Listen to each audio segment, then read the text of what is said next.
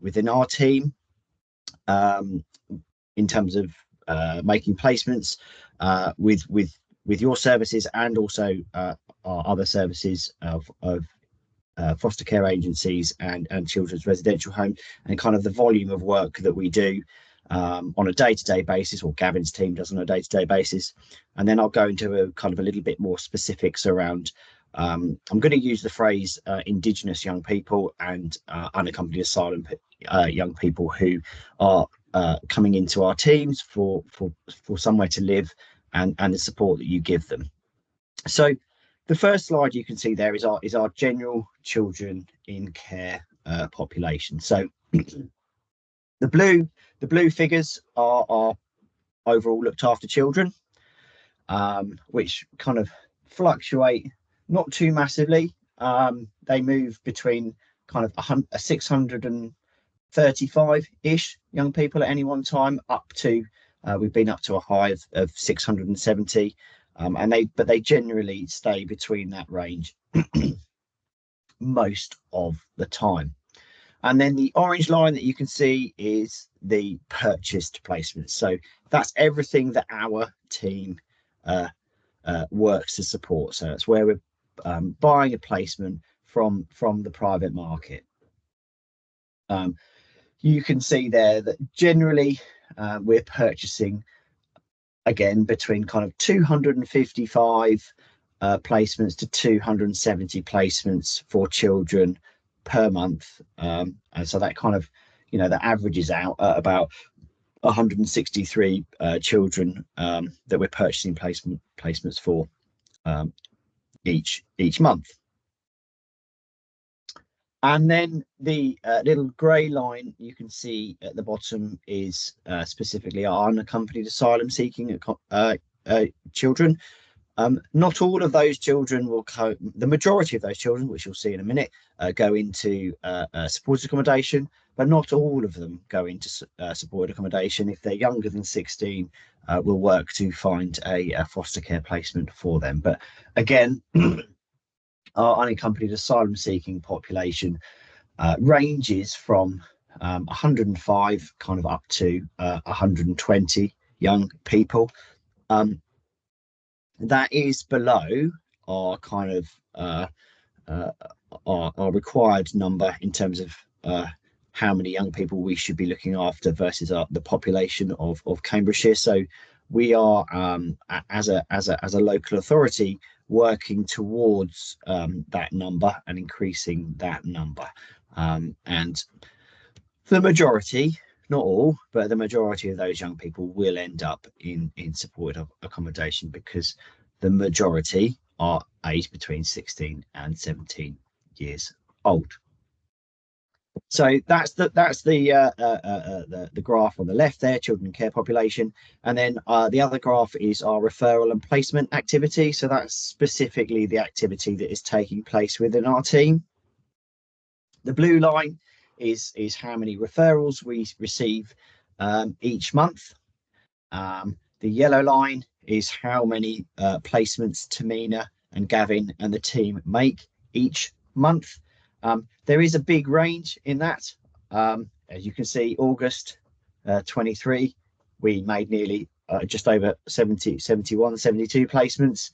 But then in November, it was down around the 35 mark. So there is fluctuation. That's placements made. The referral line is a little more consistent, but there is fluctuation in both.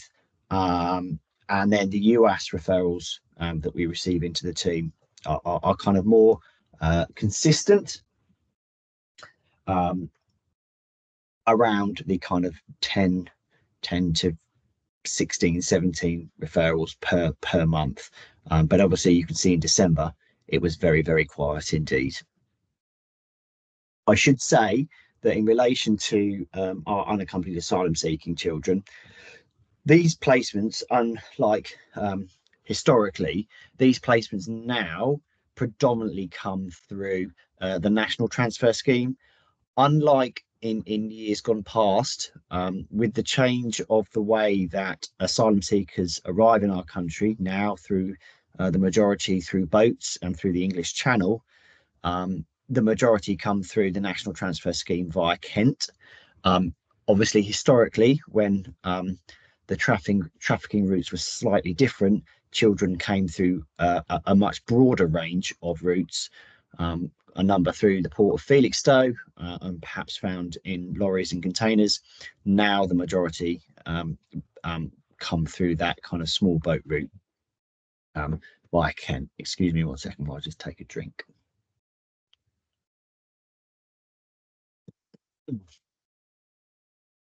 So that's our current picture. Where's my mouse gone? So specifically in relation to supported accommodation. So this is our Indigenous young people who are living in the service. You can see that the placements on the graph on the right is the placements that we have made for our children, 16 and 17-year-olds, and the numbers and how many we've made over the last year. It averages out there. I don't ever place 0.75 of a child, but it says 4.75.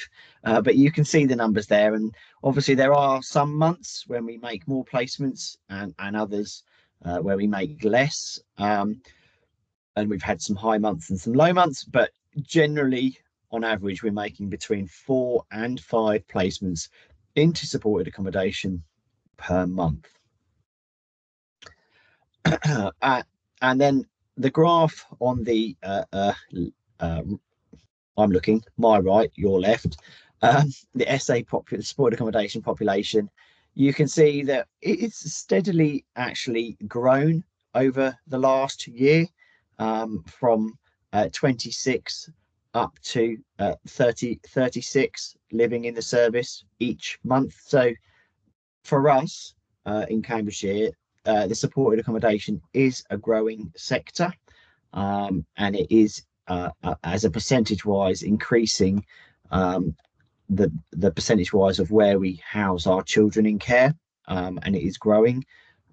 So for you guys, we are really going to need you to support us with that service and as we grow, and obviously as we go through the journey of kind of Ofsted together, because it holds some unknowns for all of us, for yourselves and for us. So that's our supported Indigenous supported accommodation data there. And then this is our unaccompanied asylum seeking population and placements.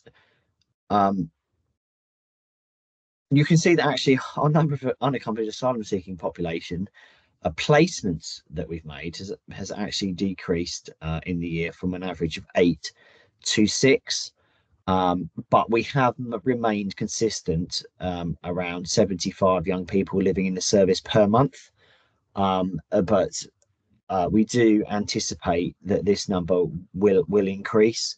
As I say, we're not, as a local authority, at our required number of young people we're looking after. So that number may well increase in the future, but it gives you a good idea, and it's fairly consistent in terms of our unaccompanied asylum seeking numbers. So on the graph on the left is our combined population of unaccompanied asylum seeker and Indigenous young people living in supported accommodation. So you can see in April 23 we were at just over 100, and now we are at about 112 young people living in the service. Excuse me. So you can see that for us as Cambridgeshire, this sector is growing at a manageable rate. And then the final kind of graph it's important to note that we thought it would be important to share with you how many young people per month turn 18, so how many leave the service, because this also has an impact on us, especially if they are unaccompanied asylum seeking children who are turning 18 without leave to remain. Is strategies that we're building on to work out how we support those young people. how we commission the right provision for those young people, and how we support them from a living point of view, in terms of what we can do in children's commissioning to make sure that where they are and the placements they have are suitable and acceptable. So there you can see our numbers of young people that are turning 18 at the end of each month. And that is our kind of my statistical kind of analysis of our placements. I'll draw to an end there, and I am now going to move on to the voice of the child, and I'm hoping that Ollie has joined us. Hello. Hello. This is Ollie. She wasn't here at the start, so I'll introduce her. I'll let her introduce herself now, and she's going to give you a small piece on some work that her team are doing around the voice of the child. So thank you, Ollie. And if you just let me know when you want me to move the slides, I'll happily do that. Okay, will do. Hello, everybody. I'm Ollie Grant. I'm the service manager for the Independent Reviewing Officers in Cambridgeshire. So my service has oversight collectively of all of the children in care from 0 to 18. But obviously that includes a significant number who are in supported accommodation. And part of the IRO role centrally is around making sure that the care plan or pathway plan for the child is meeting the young person's needs and is doing all of the things it should be doing and addressing the young person's statutory rights, etc., etc. But critically, what it also does is tries to put the child at the centre of that through listening to the child and listening to what is most important for that child or young person. So IROs do that through getting to know children, simple as that, through their reviews, but also outside of their reviews and visiting them and taking them out and doing that kind of thing. Not as often as social workers, but they do that, and children get to know IROs over a long period quite often. So we're in a really privileged position to be able to hear from children without putting any boundaries around that, without putting any agenda around that, really. And we often, we don't ask them specific questions necessarily. We'll just listen. And then what the children are expressing becomes central to the agenda of the child's review, really. If they've got something that they want to express, then that's what we'll put at the top of the agenda. And then at the end of each quarter, what my team helps me to do is to capture themes of what children are telling us, coming from them. So we don't ask them the questions, they just tell us, and then I will be able to look at the patterns of the things that are coming through. And my team helps me to divide that up just for interest, really, into age groups, so we can see what the themes are that they're telling us. So that slide that Chris has got up there is themes from 5 to 10-year-olds of the things that they told their IROs were important to them or wanted to tell their IROs over January to March. That's not all the children that we've seen of that age group. It's taken from a sample of about, I think it was 25.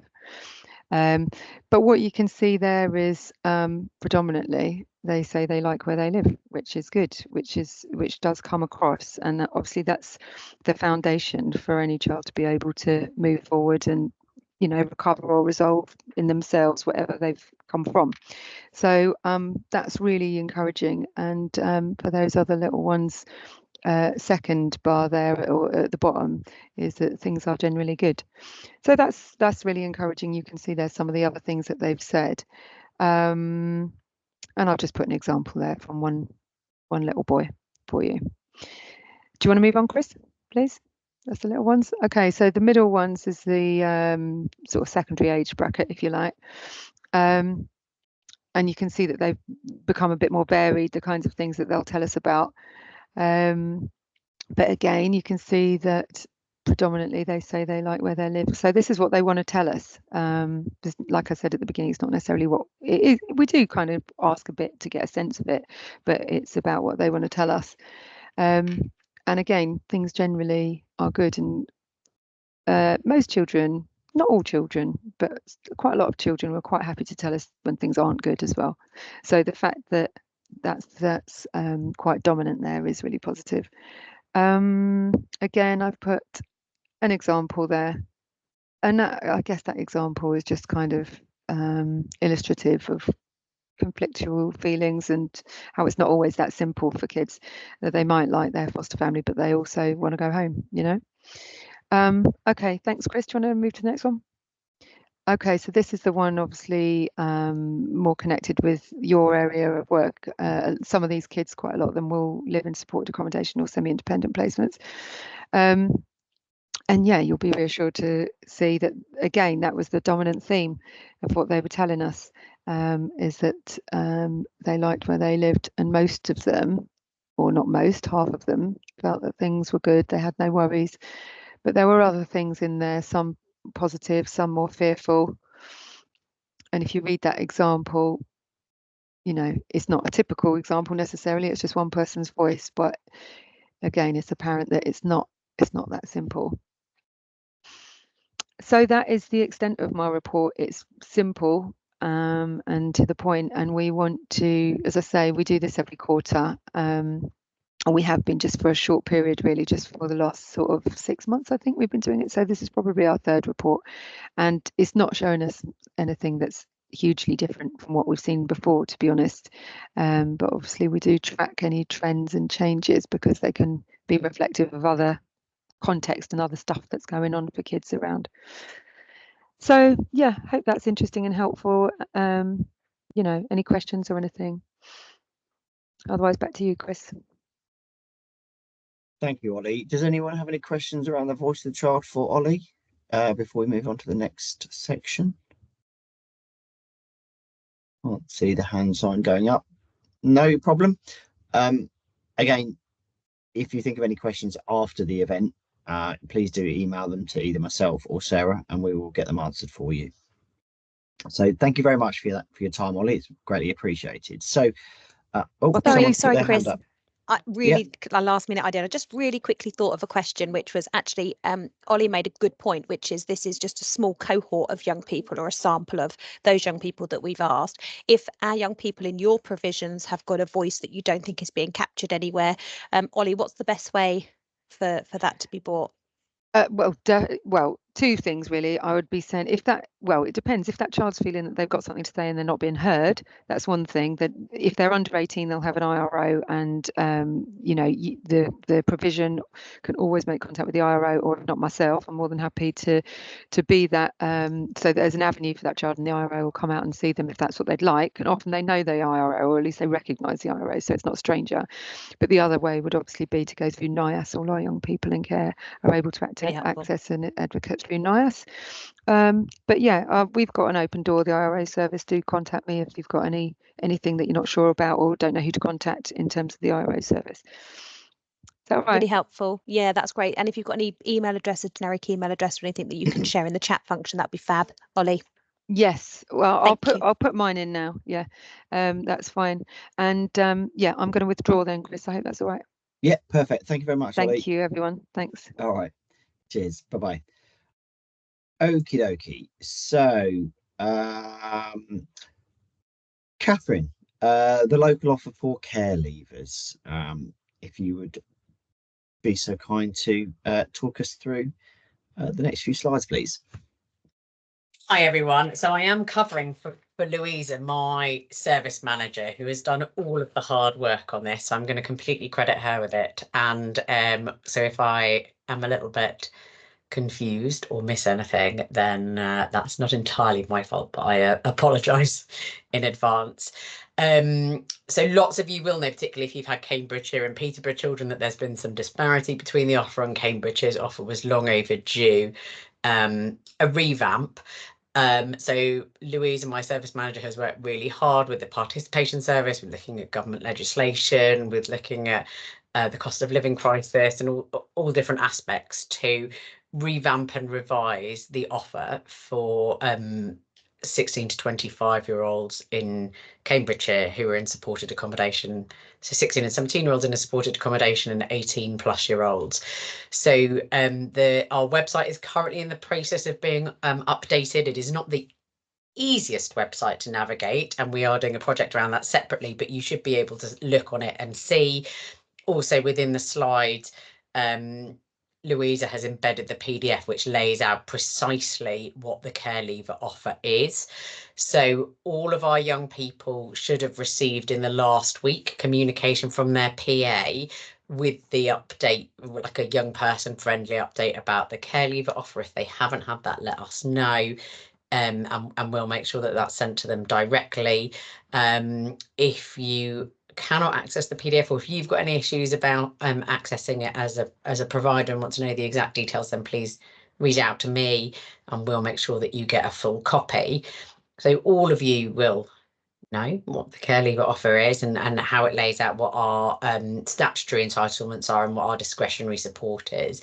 But this is very much an enhanced offer from where we were 6 months ago within Cambridgeshire, and it went live on the 1st of April. So some young people might already be accessing parts of it. Next slide, Chris, if that's okay. So what's new? So I will go through this. I don't normally go through all these things in detail, but I think here it's relevant that we do go through, because the details what's important here. So we've increased the setting up home allowance to £3,000. So all of our young people are supported by their social workers if they're under 18 about what their entitlements are within that, because it's supposed to be a post-18 spend usually, but for some of our young people we make exceptions around that. But it's increased to £3,000.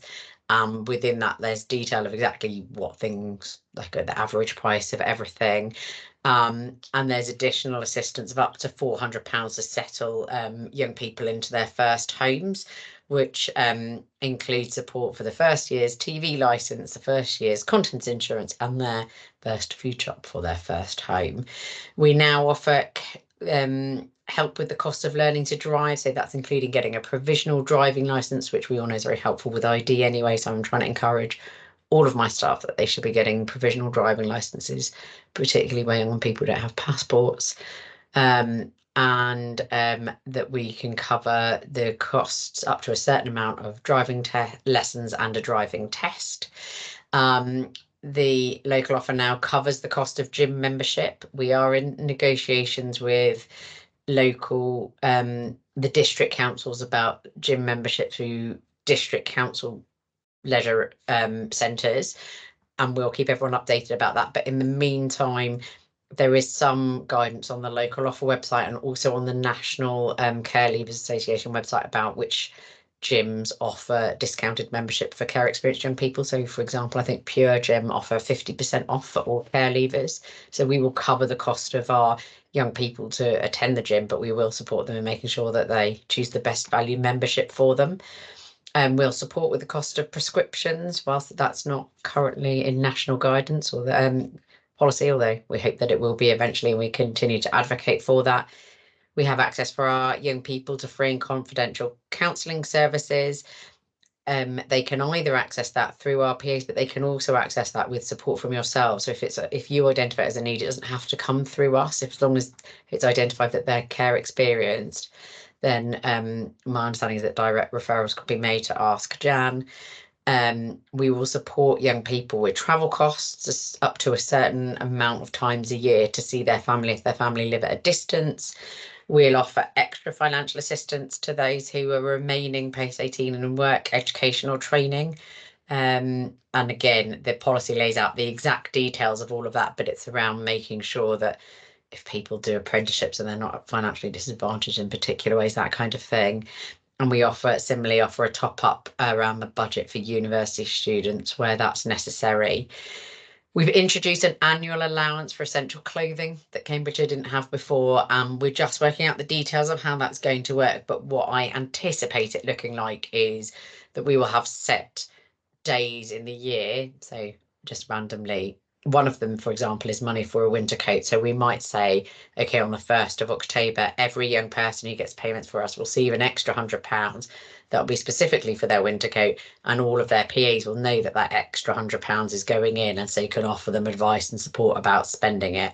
So the logistics around that is slightly more complicated from our end, but we will work out a system for doing that. And my expectation is that most young people will just be told that they've got the extra money and what it's for. And in a few circumstances, we might be saying that they need supported spending around that, given some of our young people's specific needs. And the same goes to the birthday and festival allowance. That's increased for children 16 and 17-year-olds in supported accommodation, and for 18 to 21-year-olds, I think that part is specifically. But again, it's all in the policy. And again, we will, particularly for festival spends and birthday money, look at how we get that out individually and how we support young people to prepare for spending that rather than just putting it into their day-to-day budget. Next slide, please. So in terms of our ask of you as providers who are looking after a number of our young people, you will hopefully be sent, I assume you will be sent out with the bump from today's meeting, the practitioner's guide, so that you know what our staff in Cambridgeshire and the PAs and social workers are being told the offer is, and so that you can help your young people understand the offer, and you can hold us to account where you think there are gaps or if you've got questions about it. And you can also help them make requests for things, that previously we didn't have specific ring fence funding for, such as gym memberships. Now they should be able to access that specifically and separately from other financial support that they're receiving.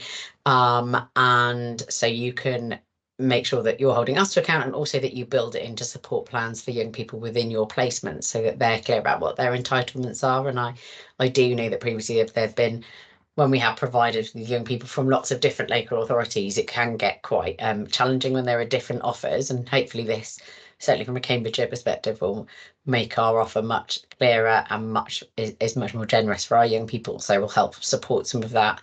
And if you think there are any gaps, or if you think that we're not implementing the policy properly, or if it becomes really obvious that it doesn't quite make sense how to do it, or you think we put too much in one bit and not in another, not enough in another part, then please come back to us. We're happy for you to advocate for our young people and challenge us where appropriate, and we will work out what we can. And if you've got young people that want to give us feedback directly, then please do either write on their behalf, encourage them to write to us. They can write to Louisa or I.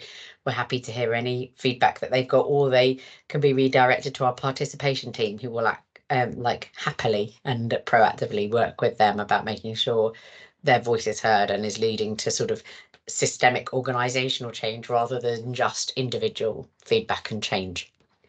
I'm thinking that's the last slide, but someone can check for me, because there you go. It is. It is. So I don't know if anyone's got any questions or comments for me about the local offer or things they want to know. I'll make sure that I put in the chat mine and Louisa's email address, and both of us are more than happy for you to reach out to us.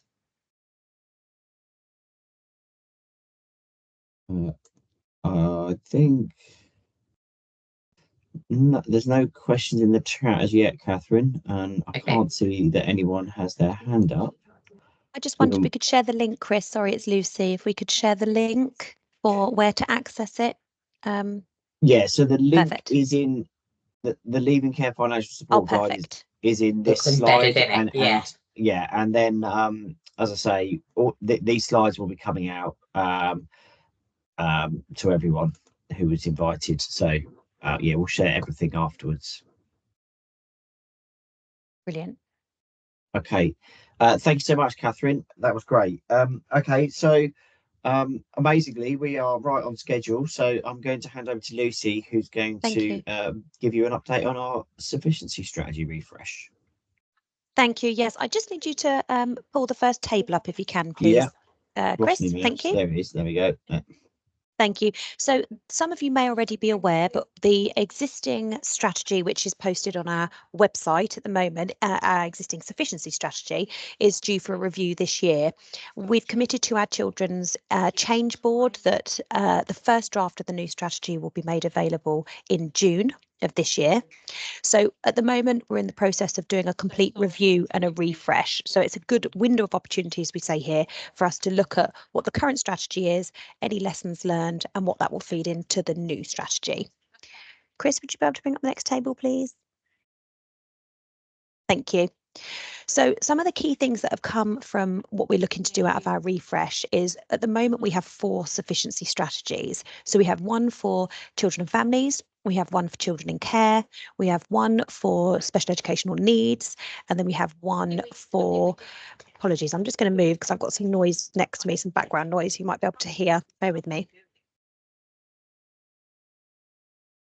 And then we've got one, where I got to, special educational needs, CWD, children in care. So we're looking to review those and bring them in line with one strategy. At the moment, they are separate on our website, and we feel it's going to be a bit easier if we can concise those into one going forward. So that's our plan. And that's what the team are doing at the moment. That's what we're trying to factor so that it's a little bit easier to read.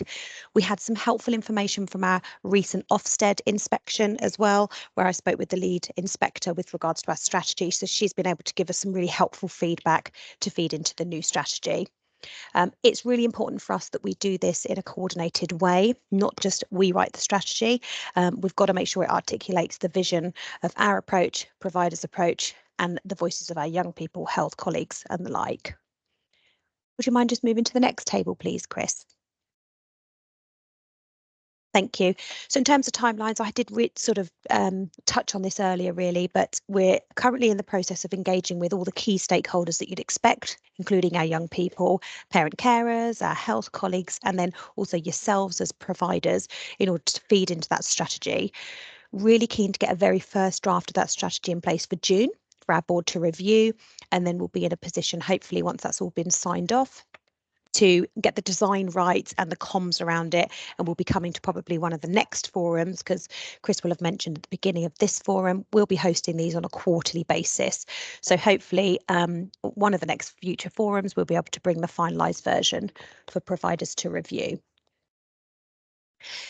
In terms of what I just mentioned on providers being able to offer feedback into that, there is a link within the slides here, but I will also share it. We've just developed a really, really short survey, which we're asking all of our providers to review and give some feedback so that we can take all of that on board. So it's a co-produced strategy, which we can consider your feedback and take that and bring it into the strategy refresh that we're working on now. I know that's quite whistle-stop tour, Chris, but has anybody got any questions on that?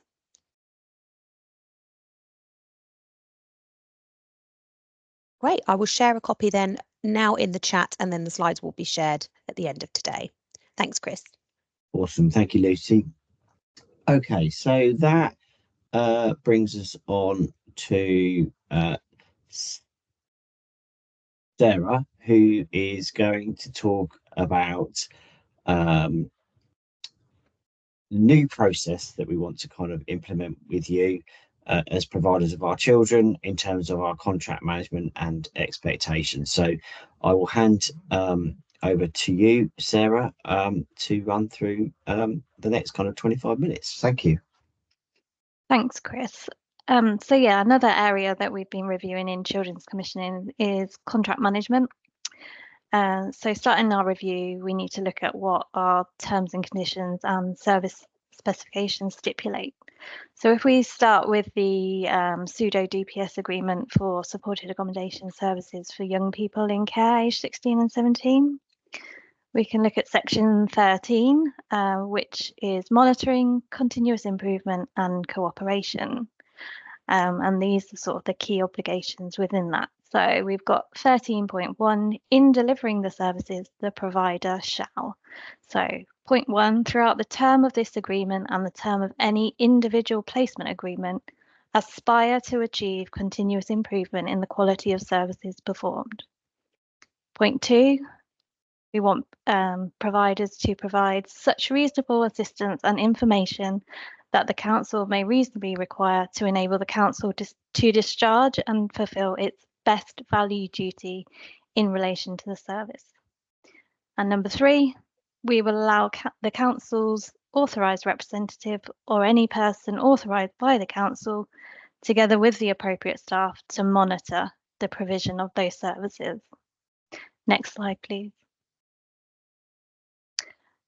If we move on to 13.2, the parties agree to monitor the effectiveness and efficiency of the provision of the services, and the council may carry out regular monitoring visits in accordance with section 9 of Schedule 1, the service specification. So 13.3, the monitoring visits may include, but not be limited to, consideration of 1, performance of the provider against section 9 of Schedule 1, the service specification. 2, any proposed changes to the services. And 3, any shared learning and opportunities for improving the delivery of the services. Next slide, please.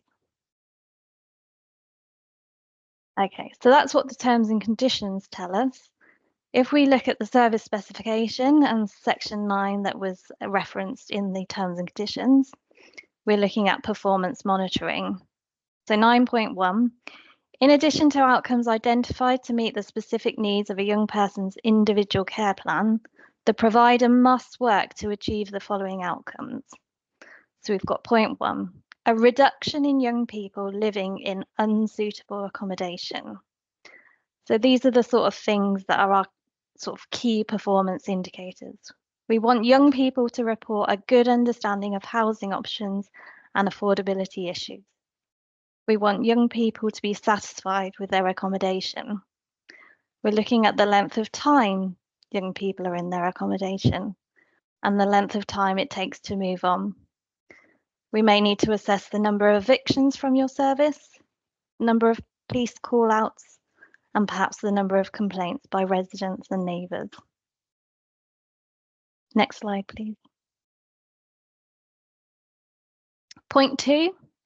We want young people to ensure that they are healthy and making a successful transition to adulthood and independent living. So we would be looking at indicators such as young people report feeling safe, young people report an increase in confidence, young people report an improvement in their physical and emotional health, and we may look at the number of young people who are volunteering. Next slide, please. Point 3, a cost-effective, high-quality, safe and sustainable service utilising community resources. So key indicators we would look at. The number of young people who are involved in community activity, such as things to do and places to go. The number of young people who are engaged in volunteering opportunities. Young people who are engaged in experiences of work. Young people who are attending college or university, young people who are in training programs, and the number of young people in employment. We'll be looking at young people's satisfaction with their support to obtain or access jobs, training or education.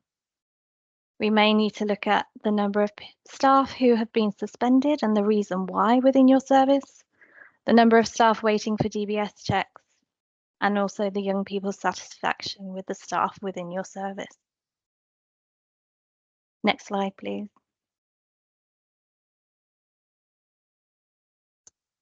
Yeah, just to say, there's a couple of questions. So we will, if anyone wants to put in questions, we will answer the questions towards the end. So yeah, thank you. Thanks, Chris. Sarah, that's okay. Yeah. Did I move the slide on? Yes, you have, yeah. Oh, okay. So section 4 of contract management from the service specification is young people are involved in decisions affecting them and able to make choices about their housing options. So we would look at the percentage of young people satisfied with the amount of co-production and ability to influence. So for example, that could be an instance of you said, we did. Examples of changes made as a result of young people's engagement. Percentage of recruitment of staff that involved young people.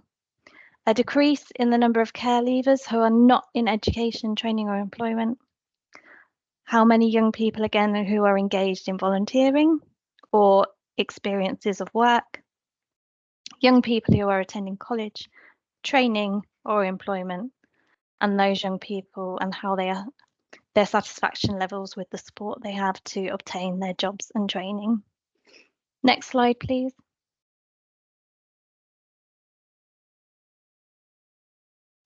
And we've got section 9.1.6 is the appropriate management of notifiable events and response to service referrals.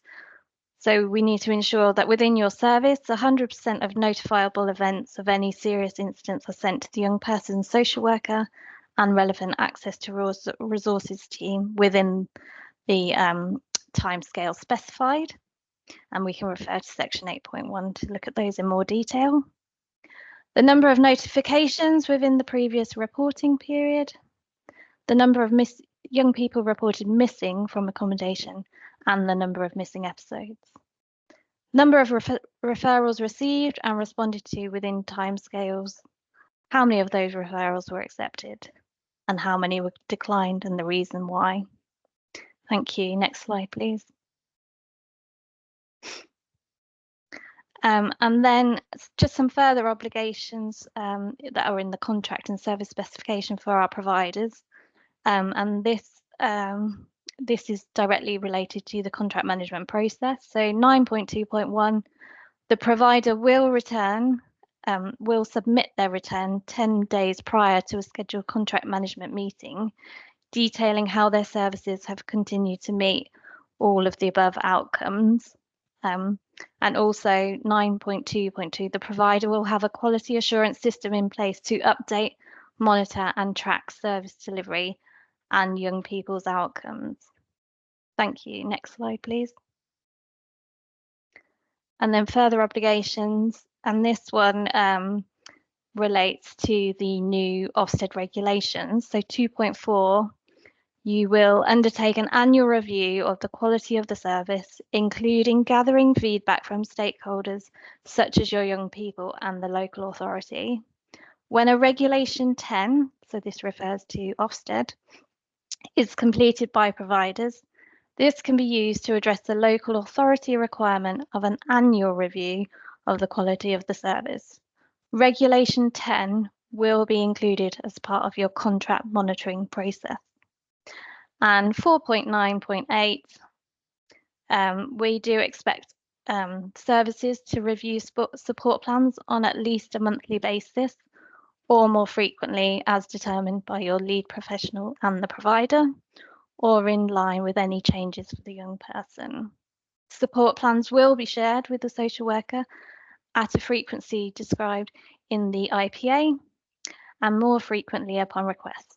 Support plans will be shared with the contract manager and relevant access to resources team as requested. Next slide, please. So contract management, what will this look like going forwards? We're working on quarterly contract monitoring meetings with our key strategic providers who have Cambridgeshire County Council children and young people placed with them. This will either be virtual or face-to-face and can be decided with providers when the time comes. We will be sending out quarterly returns, reporting on KPIs prior to those contract monitoring meetings. And we do hope that our service providers will complete these and return them to us. Thank you. Next slide, please. So KPIs, the KPIs were outlined in section 9 of the service specification. However, we are really keen to co-produce KPIs for supported accommodation provision and really welcome views from providers and young people. Thank you. Next slide. Quality assurance visits will fall under contract management. We will continue our regime of regular quality assurance visits to provisions where Cambridgeshire County Council young people are living. Also to note, CRAG are currently developing a new quality assurance framework for supported accommodation, which will align with the supported accommodation regulations 2023 and the accompanying quality standards. So we do want to ensure that our quality assurance visits align with what Ofsted will be doing for their inspections. Next slide, please. So the key takeaways from our review of contract management is that we as a local authority want to work with providers to aspire to achieve continuous improvement in the quality of the provision. We have a best value duty, which means we want the best quality of provision for our children and young people at the best price. And then most of all, we want children and young people who feel happy and safe, are healthy, and are making progress towards their desired outcomes. Thank you. Yeah, so yeah. Thank you, Sarah. So it's important for you all to know that I'm sure you're very aware that one of the things that we've been less able to engage with through the period of separation and post period of separation until this point is our kind of contract management and quality assurance processes. We have still been completing quality assurance processes during this time, but they've been where there may have or there's been a specific issue that we've needed to look into or something like that. This process that we want to develop with you is going to become a standard process, so it would be irrelevant of whether we are having to come out for a safeguarding reason perhaps or other reasons. We want to do this with you, and we need to do this with you as the market to raise the standards. And also we are very keen that through this process we will be able to support you with whatever comes out of, because nobody knows yet, when you all start to be inspected with Ofsted. So we want to be there to support you when you get your Ofsted inspections, you know, whenever we believe, we've been told October at the moment, at the last national forum, that's when inspections will start from Ofsted. And that's going to create challenges for us all.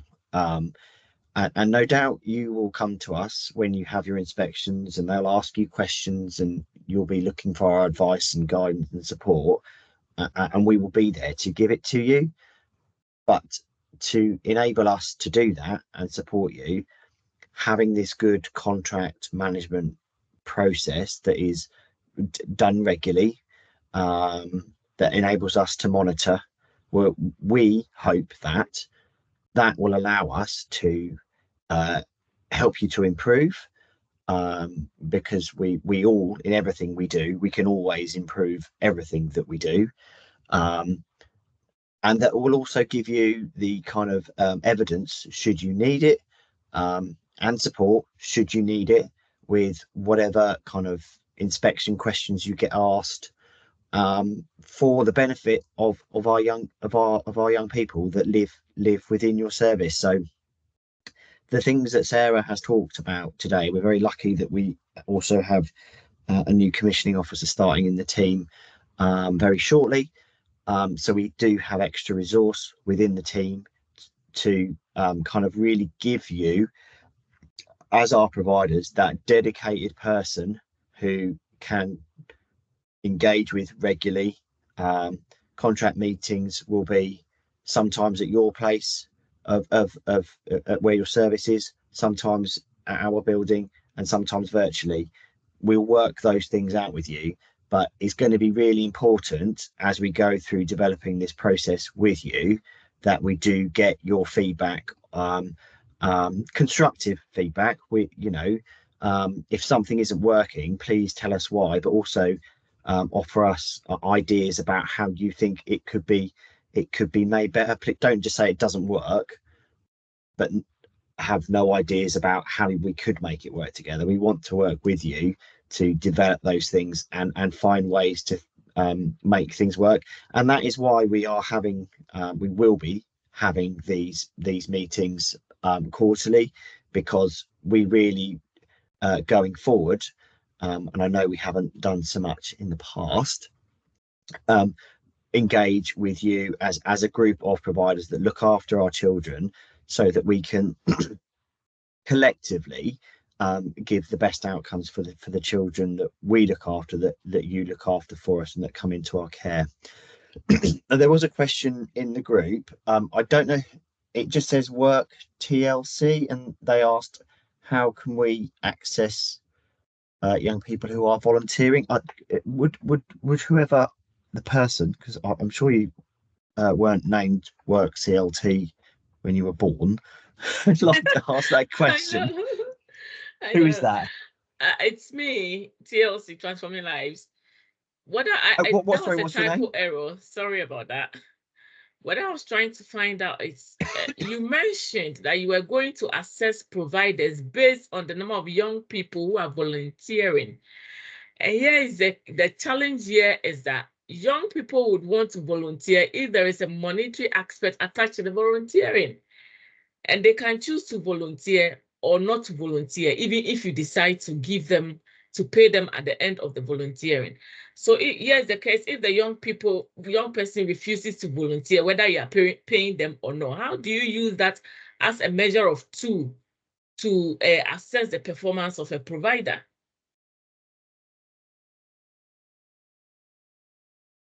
That's something we'd like to work out with you, because it's not something that we've been able to do in the past, but it is something we want to do. So we're looking kind of for creative solutions with you, as you yourself, but also everyone else in the call, to develop a way to do that. So and that includes the young person social worker and social care. I'm not just talking about myself and the team here as commissioning. We should be working as a partnership across the system, with young person social worker or their PA, and any other kind of professional that is supporting that young person. So that's something we want to look to develop with you. So I don't have the answer to that right now, but I'd love to explore that answer with the collective you as we go forward. Okay, thank you, Lucy. Yeah, thanks, Chris. I was just going to say, because it's referenced in the contract management piece and the spec specifically that Sarah was referring to or spoke around earlier. Some of this will actually be picked up in the contract management cycles that we're doing with you as providers, so we can go through this as it grows and develops, as Chris quite rightly mentions and points out.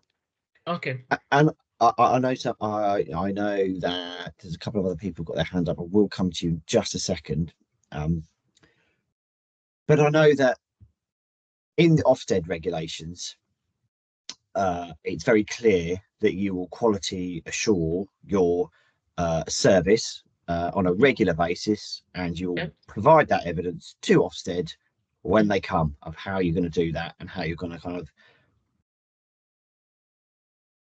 make sure that that process enables you to give the best service to young people. We'd like to be able to support you with that. We'd like to be gaining the young people's voice, be your critical friend, so that when you do get asked those questions in your inspections, you've got a clear kind of trail of evidence that supports how you as an organisation are trying to improve the quality of your service, that you can evidence to Ofsted. It's something that we do in the residential sector that we work with as well. We support providers with quality assurance and quality of their services, and at times they come to us for our support in terms of inspections in that arena. So it's something that we have experience of in a bit in a different sector, and we obviously don't know as yet what those kind of questions and quality questions might be from Ofsted, because none of us have experienced the inspection regime yet. But as I say, we want to be there to support you with that going forward, and we feel having not only for the contract and obviously for the contract element of it, but having regular meetings will give you additional evidence of how you are kind of reflecting on your practice when that time comes for you as an organisation to be inspected. And Julie, you've got your hand up. Yeah, it was just a comment really, because looking at the contractual stuff, it kind of looks very focused on more harder outcomes. I'm just wondering what the thought process is capturing those softer outcomes, you know, for a lot of our young people, you know, just that confidence to engage with staff, to have those one-to-one meetings with staff, maybe just to build the confidence to walk to the local shop, you know, all those really kind of basic kind of soft outcomes. Is there a process you're going to be looking at to capture them as well? Absolutely. As I say, this is something we're looking to develop with you. So yes, we've got those elements in there that we will talk about, but if there's those softer outcomes that you want to evidence to us, and you've got a good tool, and please do share that with us, and we can work together to develop that. Absolutely. Thank you. You're welcome. Alice. It was just a question really about more so like post 18. So we have some young people that sometimes get opportunities to move on post 18, but obviously we realise now with some of our local providers not registering with Ofsted, we understand that could be a little bit more trickier to do. So we were just kind of wondering, like, what kind of, would there be any provisions be put in place to say if a placement had to come up in a non-Ofsted registered placement, and that place was available, say, 2 weeks after their 18th, would provisions be put in place to keep them remained at an Ofsted registered placement, to avoid them having to go into emergency accommodation and into another one, to avoid their multiple moves? So I'm just going to reflect the question back so make sure I've understood it properly. So over 18. So they're under 18 at the minute, and they're due to have their 18th birthday, but a non-registered Ofsted registered placement isn't ready until 2 weeks after their 18th. Okay. So are you asking if they can stay with you, or so we've had it in the past where, like, the social care social workers obviously authorised for them to pay additional funding for 2 weeks until that place is available. Right. But obviously we're now wondering whether obviously the registration of Ofsted with our placement, is that then going to affect that in the long run? I don't believe so. Because the Ofsted regulations refer to 18 plus move on. But being honest and upfront with all of you, there is work that we need to do as a local authority and as a commissioning team around our post 18 offer and work, which we are working on. I don't know if you wanted to kind of make any comments on that, Lucy. Sorry, I had mute on as well. Yeah, so we are going to be having a 18 plus and a UASC cohort going forward, but certainly from a practical point of view in terms of placements, that will sit within my commissioning team. I don't think it does currently, but it will be in future. Okay, thank you. You're welcome. Are there any other questions? I must put something in the chat. Let's have a quick look.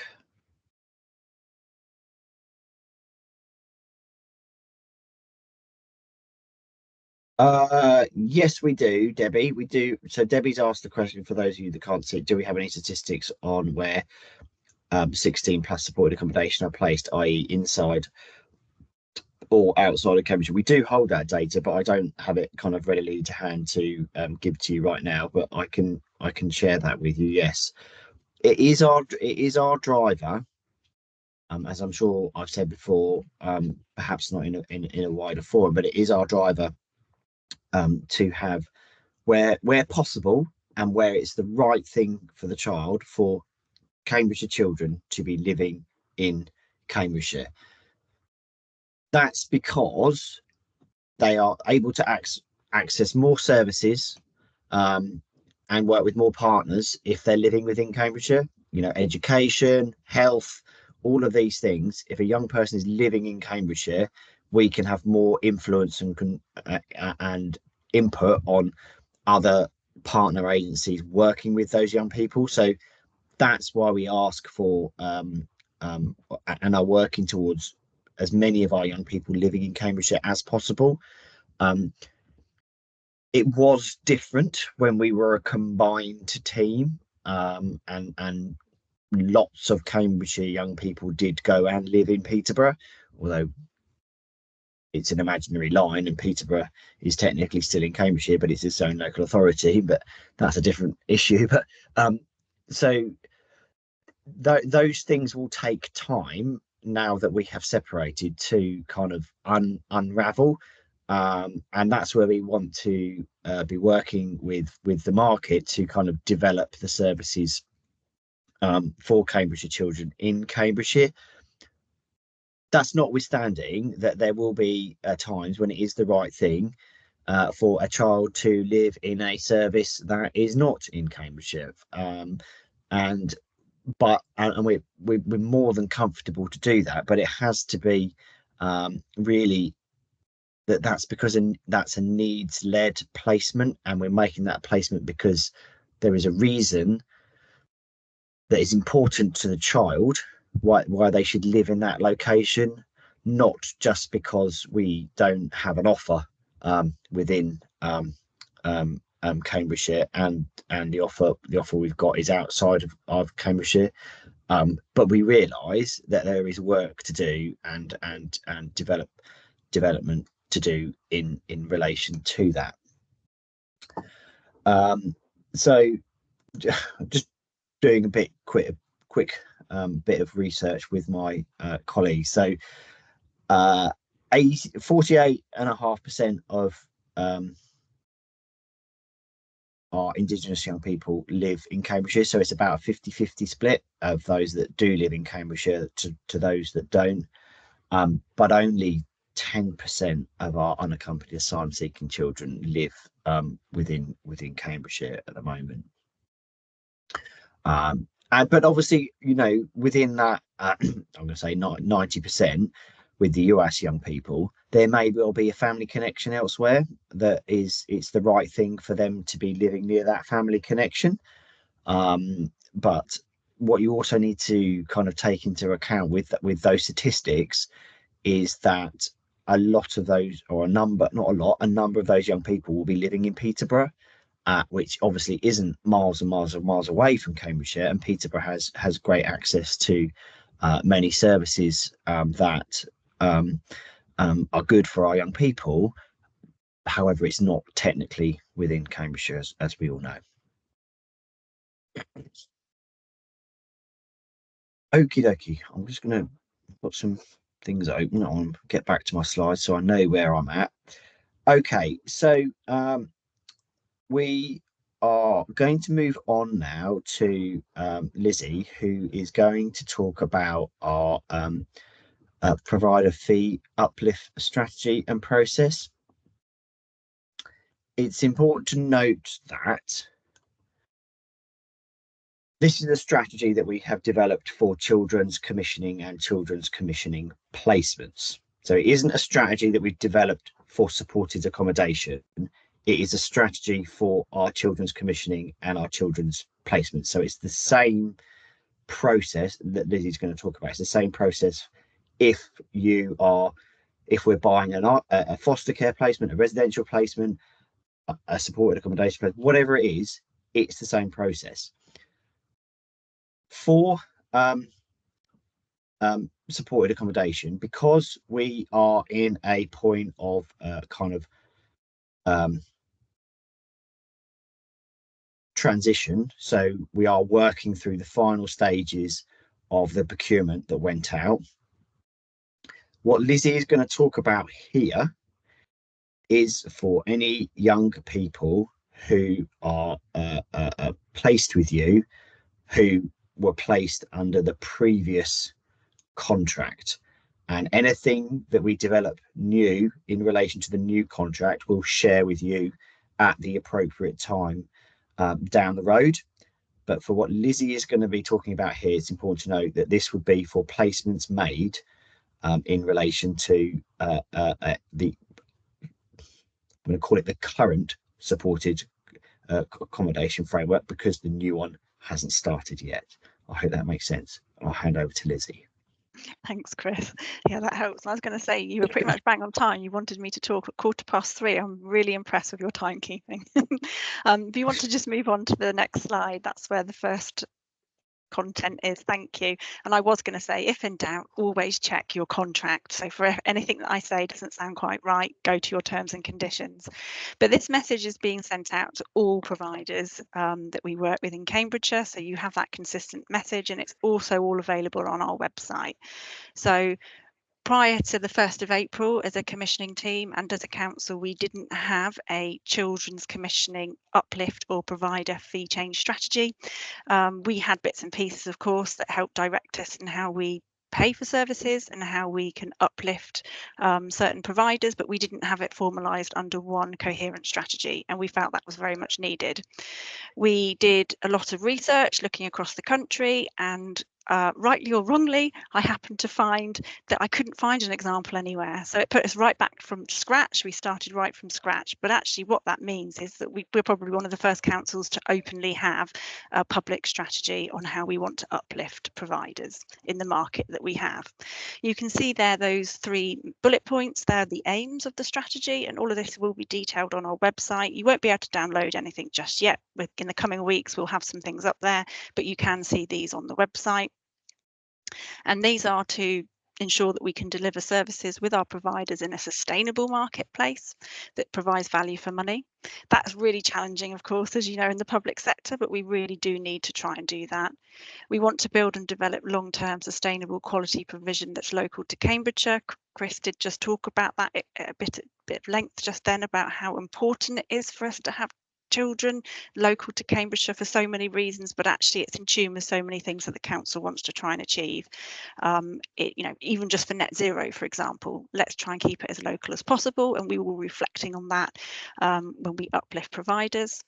We also want to encourage suppliers to contract with us through the way that we would like them to, and we say through compliance. So the framework that we offer out, or for other markets that might be through a DPS or a block contract. If we want it to be done that way, so we can do that really good, robust contract management, and we'll obviously be reflecting that in how we uplift providers if they're contracting with us in the way that we would like them to. Those boxes in blue just show you the things that we'll do every year as part of the strategy. So whilst we have this statement up online, potentially for a number of years, we will have a rationale that will change every year, and we'll do that with a quick bit of analysis. So we'll start looking at each of the markets, the different market segments that we have. So it's not just going to be for supported accommodation, it will also be for fostering, for SEND, for out of school tuition, for all the markets that we work with providers for. We will look at all of them and see what's happening there in the demand, see where the pressures are, and we will do this through that, particularly through that contract management approach, which you've heard about today from Sarah. So I think if in doubt, if you're struggling for whatever reason and you can't quite see what's happening there in terms of providing the service that you're expected to provide, talk to them then about money, and then work out whether this strategy does fit for you as well. We'll also do it through collaboration with providers. So these provider forums that you've invited to today, we have them across the piece in children's commissioning across our market. So we'll be using them as a good platform to hearing just the general tone of what's happening. So we can use all of that to reflect on how we uplift for the coming year. And of course, we need to look at our budgets as a council and where our pressures are, but we need to make sure that we can work in potential, we can plan for uplifts in advance by looking at the demand and work with our budget holders. It should hopefully make us a bit more planned in what we do and how we provide and pay for the services. CRAG has been mentioned today, but we are part of a partnership. So where other authorities, perhaps the lead authority for some of the providers, they can help make those decisions on whether they're eligible for an uplift. So we might need to ask them first. So we obviously have to factor in any CRAG influences in how we make our decisions. But through all of that, what does your contract say? Are you eligible for an uplift or not? And if you are, it's very likely that you'll fall within this strategy. You'd like to move to the next slide, please, Chris? So what's new? A lot of this is new because, as I said already, this is our first time of having a strategy. I won't go into too much detail here, but if you are eligible and you are looking to see if you can get that uplift, we have 2 deadlines a year. That hasn't changed. For those of you that know the terms and conditions, if you were signed up to those, we've always had 2 deadlines, or 2 points rather, in the year that we would, if approved, uplifts would come into effect, and that's the 1st of September and the 1st of April. What has changed for people that recognise the differences is that we don't have a window of opportunity in which you can request your uplift. You just have a deadline. There are 2 a year, so you can request once a year. Usually that's what the terms and conditions say, but you could request to your heart's content, but you just have to fall within that before that deadline, and then there'll be a period of time where we'll reflect on everything that comes in and make that decision. I'll show you a couple of slides in a minute about some of the improved business processes that we've had, as well as obviously putting a strategy together. We did a lot of work as a team since the decoupling from Peterborough to improve our business processes, and prior to this time people were emailing individual officers within the team asking for uplifts and then filling out forms. And if somebody was to go on holiday, or if somebody was off unannounced on long-term sick, potentially requests were getting lost, and that's not very efficient, and that causes sticking points with our providers. So we now have an online form, as well as completing what's known as a BAF form as well, but that will all become clear when you see the website, the web page. Obviously, with all changes, we need to renew our terms and conditions. So if it falls within the contract that you have, and we need to update your terms and conditions, this is known as Appendix 23 for most of our providers. That is being, I think Monday, I'm getting a phone call to double check from legal. Lucy's pleased, nodding that everything is in order with our changes, and they'll be sent out for signing in due course. I've already mentioned about what's new, but we want to get even better with the way we engage with yourselves. So all opportunities that we can to hear what's going on and what's happening almost affects how we pay for provision. So at any opportunity you get a chance to feedback concerns or opportunities, we want to hear about it, because we can factor that into our uplift decision making. And then the final change, and again, you won't see this, but this perhaps gives you confidence in how we make decisions. We're trialling a fee change calculator as part of that decision-making process. So if you look back to the aims of the strategy about being local to Cambridgeshire, for example, and obviously providing value for money, we will be looking at all of those things, that if a provider doesn't have a massive profit margin, actually you shouldn't really be asking us for an uplift when our budgets are so pressured. Or if you aren't local to Cambridgeshire, we'll have to factor that in. Equally, if you are local and you don't have much of a profit, well then obviously that will be factored into the fee change calculator, and we'll punch out an outcome. And that provides that consistency across all providers, that we're doing a fair and same approach. Just want to move to the next slide, please, Chris. So this is just what you'll see when you go online. If you can see at the top, there is a link to the web page. So any updates or any changes to our strategy will now be on here.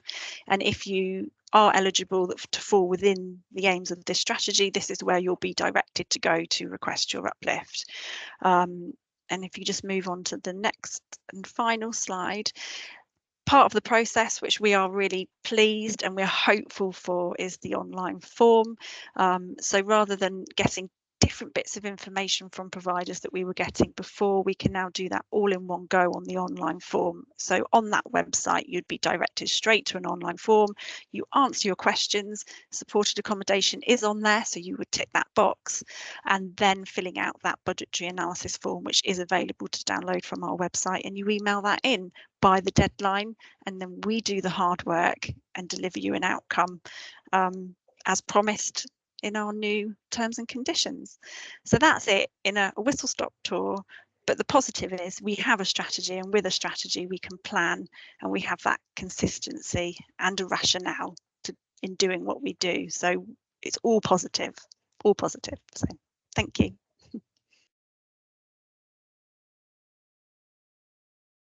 Thank you, Lizzie. Does anyone have there's nothing in the chat. Does anyone have any brief questions? Yeah, Julie. Sorry, me again. Okay. So just you might be able to clarify this, or it might be a conversation outside. So when we put in for the tender, obviously there was a set deadline for the tender submission and everything to go through. That's been moved a few times now. So when we done our budgets, we worked our budget from the original timeline, because that's when we submitted our tender.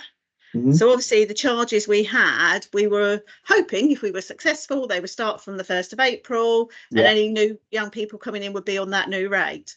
Now, obviously, the deadline's changed a few times. We're not at that place where it's ended yet. And we've had new young people come in who potentially would have gone on that new rate if it had been successful and we'd finished in that time. But they're not going to be, from what I'm hearing, because we've got to now wait till this tender's finished before we get the deadline. Will there be consideration for that? Because obviously we built our budgets around that to make sure our service is viable, and obviously that will have an impact on us. Yeah, I think, should we have a chat? Yeah, outside of this meeting.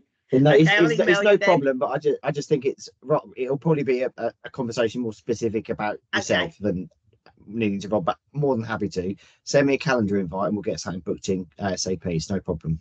Lovely, thank you. You're welcome. Chris, can I just come in if that's okay? Thank you. It was just to say, so with regards to obviously anything existing, it would have been picked up as part of the contract management discussions and cycles that are going to start to kick in. So we can certainly have that conversation with you with regards to existing placements. But in terms of the deadlines and the forms, so Lizzie's quite right in terms of what we've done up to this point. It went live from the 1st of April, our new uplift strategy. So those windows are set in stone for future provision. But we can have that, the conversation about existing and future when Chris arranges a date to meet with you. Yeah, there's no problem at all. Okay, so are there any other kind of general questions that anyone has got? No. Next steps. Sarah's just going to run you through the final next step slide, and at that point we will call it a day there. Sarah. Yeah. Thanks, Chris. Yeah, as mentioned, we're planning on holding forums quarterly. So our next supported accommodation provider event will be held in person. It's going to be at Newshire Hall on Tuesday, the 27th of August, and it will start at 2 p.m. So roughly the same timings, 2 till 4. And and we'll send everybody invites, but there won't be a Teams option for that one. We really want to sit down in a room with people. And we've got a big room. We've got the council chamber, so there's room for everyone. Thanks. So considering future agenda items, we would like to talk to regarding the closing of rounds for our pseudo DPS. So we've obviously just done the initial round, and we're going through the evaluation and moderation of that. But obviously going forwards, we're going to work out a timeline of future opening and closing of rounds. As Lucy briefly touched on earlier, post-18 placements may be moving into our team. So we may have a discussion about placements post-18 for our US, and actually that is a new lot on the new DPS as well. We thought you may like to discuss impending Ofsted inspections, working together to support each other to get through that process. And as mentioned, our quarterly contract monitoring returns. We've used the terms and conditions and the service specification as our starting point for our KPIs.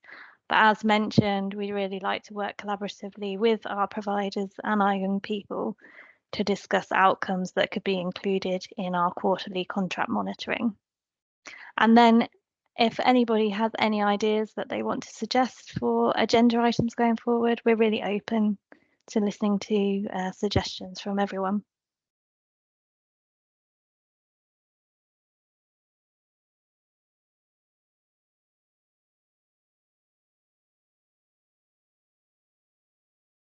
Okay, if nobody's got any